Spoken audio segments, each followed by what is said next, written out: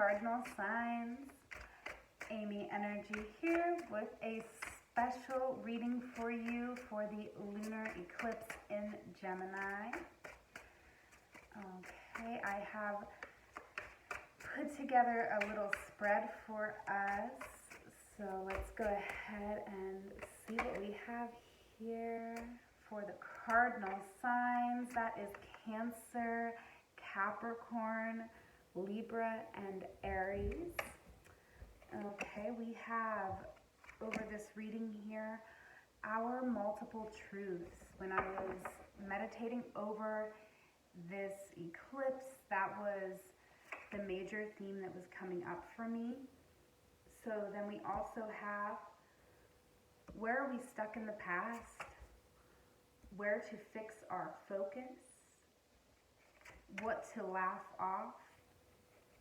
And conclusions, soul evolution, forgiveness. Okay. Let's see what we have here for my cardinal signs. Keep in mind this is a general reading. I will be offering these readings. If you would like to book a personal, everything you need will be in the description box below. Make sure you are subscribed to the channel and that you've hit the bell to be notified of new videos. Okay, so let's get into our multiple truths. Okay. So I love this. For my cardinal signs, I feel like, first of all, we have the Queen of Discs and the Knight of Discs, and also the Princess of Swords, the activist. Okay, so, I mean, I really love this because it is very self-explanatory with these titles coming out. Okay, I don't necessarily know that you're a gourmet chef, but you might be.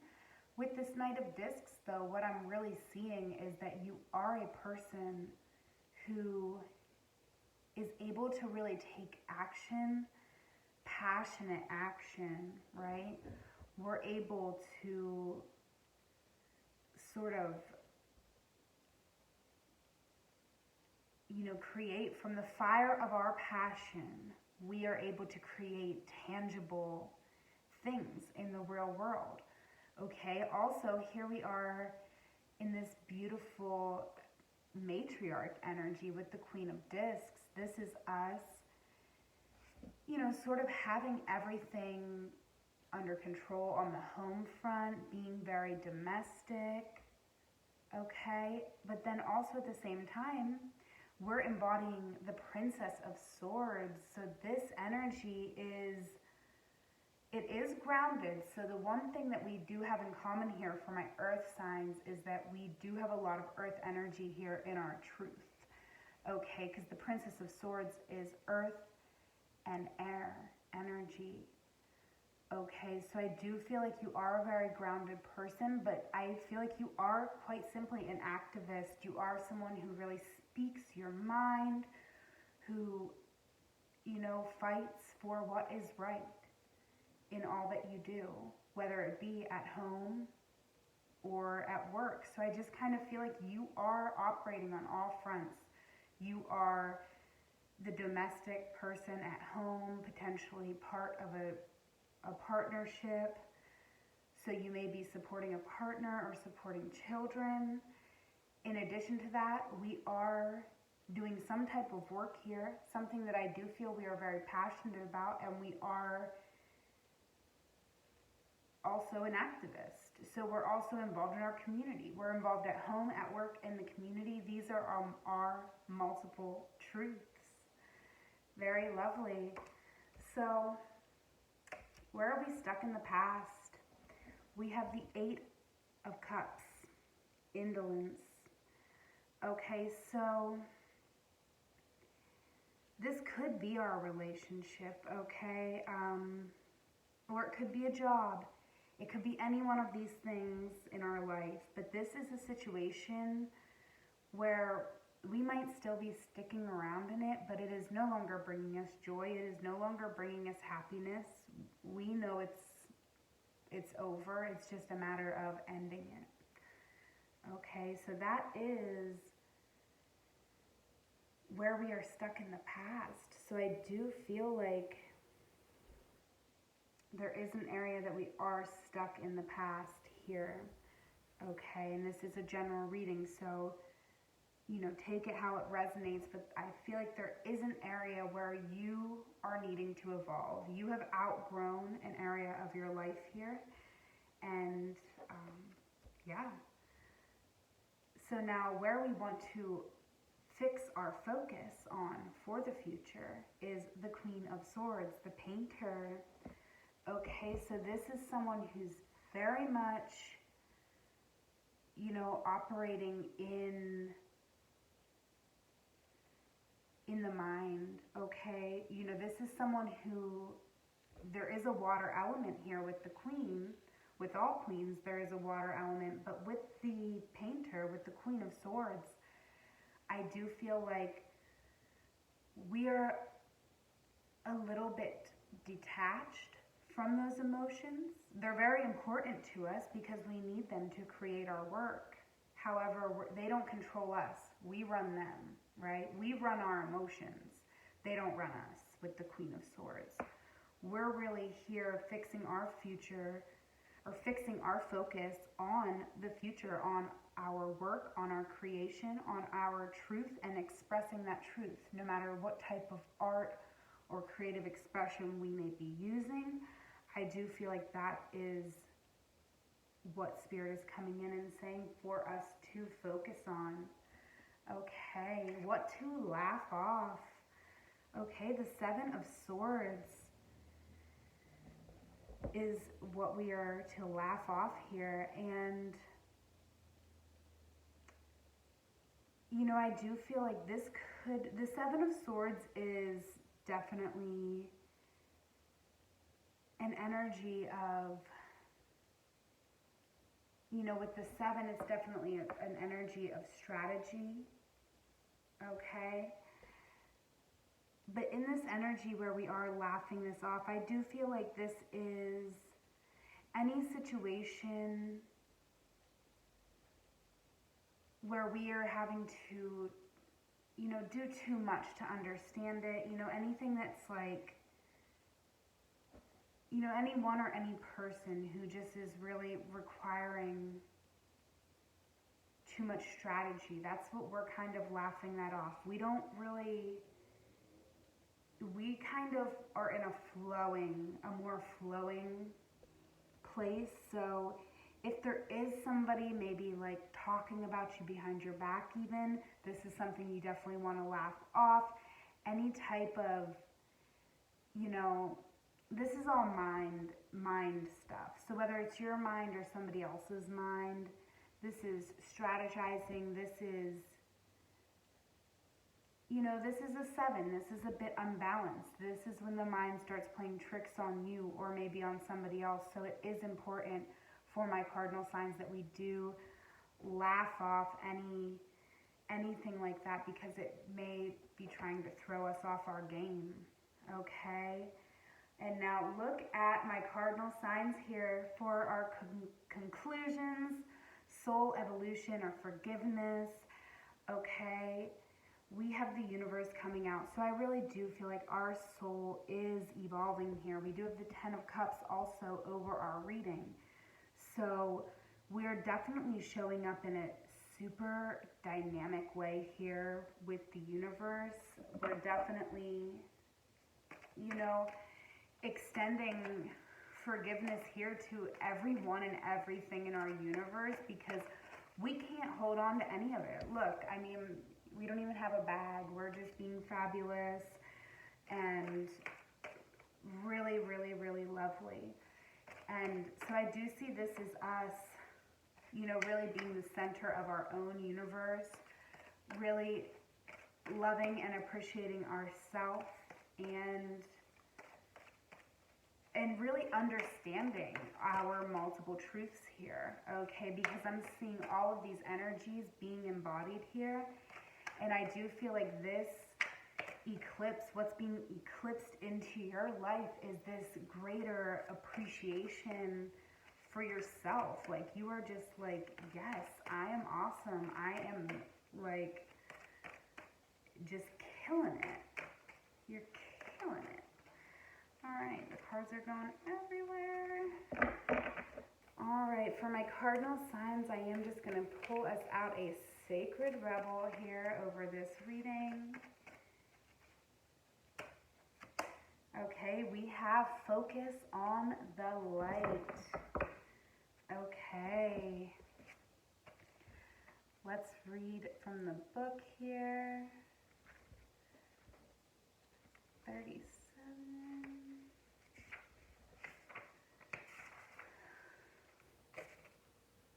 37. Focus on the light. Beautiful energy.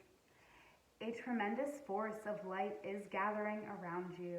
It is attracted to the purity of your intention to create from your heart. As your intention grows, so does the light. As the light grows, so does your intention. Magic wants to happen for you now. The synchronicity, perfect timing, opportunities, and information that are needed will seem to be drawn right to your door. You may start to feel as if you cannot walk outside without stumbling into something helpful, wonderful, and inspiring. You might be startled at this interplay of light with your heart. Your heart evokes many new successes and attracts an abundance of opportunities your way. You may need to adjust as the field of light grows stronger and its effects become more palpable. It may bring rather dramatic improvements into your world. You may be uncomfortable or feel out of your depth with these changes. This would be understandable, but it would be a shame for you to hold on to that resistance for any more than a brief moment. Any resistance or fear will inhibit the continuing free flow of light so that it can manifest its beauty through you in the physical world where it is needed. It is best to stay focused on your pure heart and intentions. Just allow all else to happen of its own accord without making it mean anything too personal. Simply let it be the workings of the great light of love flowing through a pure heart and touching the world. Even if the light that is drawn to you and flows through you has some dazzling effects, you don't have to get caught up in it. Doing so might start you worrying that you are unworthy or that you are unable to keep up. This worry will constrict possibilities rather than allowing the free flow of light. You have permission to simply be appreciative of the light and to enjoy it as you continue to focus on what really matters, the pure intention of your heart and your desire to create. If you are not sure what this means or how it would look on a practical level, consider this example. A service-oriented business becomes very successful financially and gains considerable commercial power, which can be used to help promote its message or assist other organizations in gaining exposure to the public. Of course, that power could be used in less pure ways, such as boosting personal ego rather than promoting the agenda of the heart. Power games and politics might start erupting as the people grab for their share, and suddenly the purity of the project begins to crumble.